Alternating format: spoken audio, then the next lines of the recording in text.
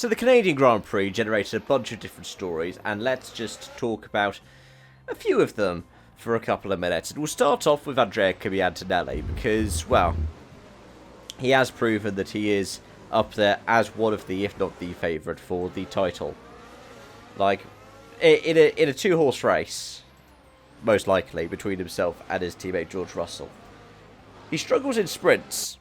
That much is now very much the case. But over the course of the Grand Prix, he can pull back in from the mistakes he's making. He's still not the fully finished product, but you can't really expect somebody in their, second year of F1 to be that fully finished product.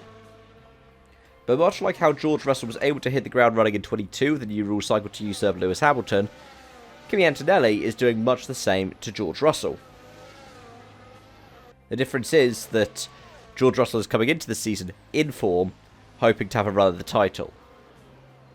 Can't really say the same about what happened at the end of 21 for Sir Lewis. Yeah. First 4 Grand Prix wins, back to back to back to back. It's an impressive run. I think he's like Ascari level in terms of some of the feats he's getting now. Which is frankly absurd. You know, so early into this kid's fledgling career. And he's surpassing the kind of stats that Hamilton was getting. The stats that Verstappen was getting. And in their second years in the sport, Hamilton was a champion and Verstappen jumped up to Red Bull and immediately became a race winner. Antonelli is incredibly impressive, and I will spend a moment actually talk about his teammate because his battle with his teammate was proof of this. George Russell highlighted Canada as one of those races that he had to win, which meant that this was one of the places where if Antonelli really wanted to cause an upset, he had to fight him. And in the race, fight him he did. The sprint, different picture altogether. Qualifying, there were some struggles. But in the Grand Prix, Antonelli more than had the measure of Russell. Now, whether that's because Antonelli was pushing harder than Russell, we probably won't know the answers. I don't think Russell was giving it the full 100%, but then I don't think he felt like he had to give it the full 100%. That said, he still did force Kimi out off the track at the final chicane. And they both made mistakes battling each other. And although Kimi had flat spotted his tyres multiple times, mind you, he pretty much had the measure of Russell when his Mercedes power unit switched off. And it wasn't the only Mercedes power unit failure in this race, as we similarly saw a power unit failure for Lando Norris. Funnily enough, when George's car broke down, I sent a friend the Lando Norris "It's Broken" gif. Only for a few minutes later, that to be the case for Lando Norris. The anti-stall came in. But it was a race of attrition elsewhere. Something with a seat for Fernando Alonso.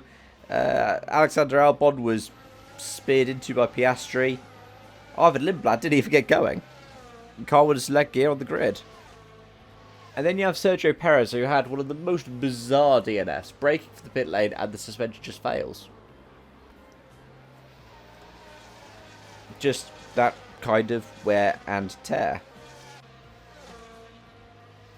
But that was a tale for this race. When you look at the fact that only 4 cars finished on the lead lap, it probably would have been 6 had we, or potentially even 8, had we had a Russell make it to the end, a Hadjar not keep driving into things, and the 2 McLarens not start on the inters.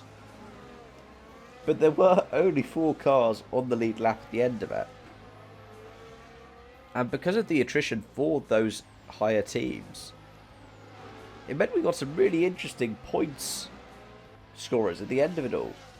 Colapinto 6th, outscoring Gasly for a second weekend in a row. Lawson in 7th. Gasly was 8th, though he did get some points on the day. Sainz in 9th and Behrman in 10th. The 2 Audis just missing out. And for a while in this race, we saw Cadillacs and Aston Martins, the same with the sprint yesterday, battling just outside of those points. I think Alonso ran in the points for quite a bit over the course of the weekend. So it has been a good weekend. It's been a very F1-y weekend. But as always, folks, let me know your thoughts and feelings in the comment section down below. Thank you so much for watching and joining, and till next time, bye for now.